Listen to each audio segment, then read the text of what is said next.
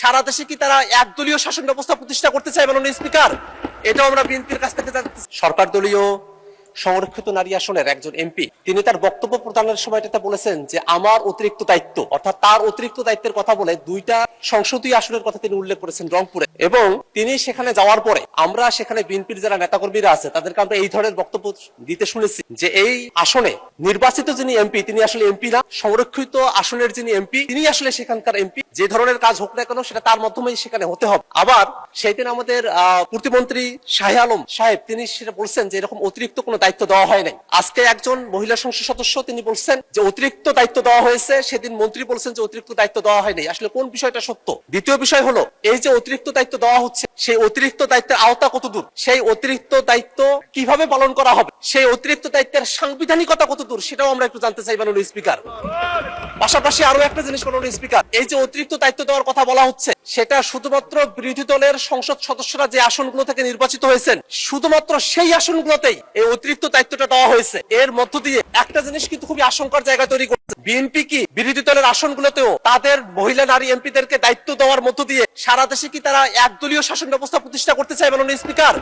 এটাও আমরা বিএনপির কাছ থেকে জানতে চাই মাননীয় স্পিকার। এই সামগ্রিক বিষয়ে আমাদের কাছে এখন অনানুষ্ঠানিক ছিল, কিন্তু আজকে সংসদে এটা আনুষ্ঠানিকভাবে এটা সামনে এসেছে। আমরা এই বিষয়টা একটা সুরাহা চাই, সরকার দলের কাছ থেকে আমরা এই প্রশ্নের ব্যাখ্যা চাই মাননীয় স্পিকার। আপনাকে ধন্যবাদ। ধন্যবাদ মাননীয় সদস্য। আমি আহ্বান জানাতে চেয়েছিলাম, এর মধ্যে মাননীয় স্বরাষ্ট্রমন্ত্রী দাঁড়িয়েছেন। মাননীয় স্বরাষ্ট্রমন্ত্রী মাইকটা দিবেন দয়া করে প্লিজ। মাননীয় স্পিকার, কিছু বিষয়ে আপনার কাছে আহ্বান চাইলেও আপনি সময় দেন না। আজকে যে নিজের থেকে ডাকতে চাইলেন, অনেক ধন্যবাদ। মাননীয় সদস্য জনাব আখতার হোসেন যে প্রশ্নটি উত্থাপন করেছেন পয়েন্ট অফ অর্ডারে, সেটা আজকের জন্য বোধহয় পয়েন্ট অফ অর্ডার হবে না। তারপরেও যেহেতু উত্থাপিত হয়ে গেছে, আপনিও আহ্বান করছেন জবাব দেওয়ার জন্য, আমার জবাব দেওয়া জরুরি।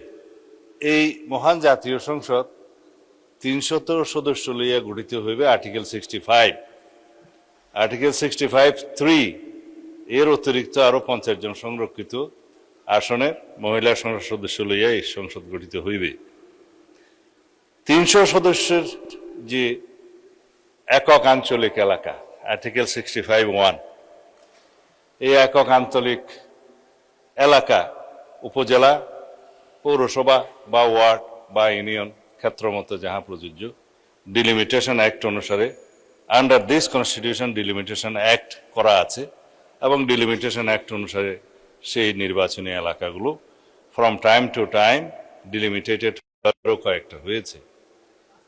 সেই ডিলিমিটেটেড এরিয়াটা আর্টিকেল 65 সাবসেকশন 3 এর ক্ষেত্রে প্রযোজ্য নয়। তাহারা যে আসনে সংরক্ষিত আসনে নির্বাচিত হয়েছেন তাদের ডিলিমিটেটেড এরিয়া হচ্ছে হোল কান্ট্রি বাংলাদেশ। তাহলে এটা ওদিক থেকে বেশি হচ্ছে। হ্যাঁ, কিন্তু এই বাংলাদেশের সর্বত্র তাদের মহিলা সংসদ সদস্য হিসাবে তো আমরা এইভাবে টার্ম এখানে আর্টিকেল 65 অনুসারে বলছি, কিন্তু সবাই সংসদ সদস্য, মাননীয় সংসদ সদস্য। তাদের ক্ষেত্রে যে সমস্ত বরাদ্দ সংসদ সদস্য হিসেবে প্রাপ্ত হন বিভিন্ন মন্ত্রণালয় এবং সরকারি বিভিন্নভাবে, তারা তাদের সেই প্রাপ্ত বরাদ্দ বাংলাদেশের যে কোনো স্থানে উপবরাদ্দ দিতে পারেন। সেই ক্ষেত্রে তারা যদি ইচ্ছা করেন আমার এলাকাতে দিতে পারেন। মাননীয় সংসদ সদস্য একজন নির্বাচিত হয়েছেন স্বামীমারা স্বপ্না, অ্যাডভোকেট স্বামীমারা স্বপ্না, আমাদের কক্সবাজার এলাকায়। তো তার এলাকা সমগ্র বাংলাদেশ, আমাদের এলাকা হচ্ছে নির্বাচনী এলাকা, যেটা আঞ্চলিক এলাকা। এখানে উনি ইচ্ছা করলে তার বরাদ্দ দিতে পারেন, আবার বাঁশখালীতে যেও দিতে পারেন, সাতকানিয়াতেও যেয়ে দিতে পারেন।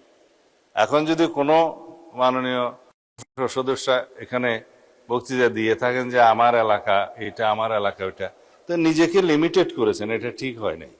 তার বলা উচিত ছিল যে সমগ্র বাংলাদেশ তার নির্বাচনে। তো ওই হিসেবে মাননীয় সংসদ সদস্য যেটা জনাব আখতার হোসেন উত্থাপন করেছেন যে দায়িত্বপ্রাপ্ত বা সুনির্দিষ্ট এলাকা, সেটা তাহাদের ক্ষেত্রে প্রযোজ্য নয়। সারা বাংলাদেশের সমস্ত অধিক্ষেত্রে নির্বাচনী এলাকা মাননীয় সংসদ সদস্যগণ ইচ্ছা করলে তাহাদের সংসদের যে দায়িত্ব সেই দায়িত্ব পালন করতে পারবেন। ধন্যবাদ মাননীয় স্পিকার। নিরপেক্ষ, সত্য প্রকাশে আপোষহীন।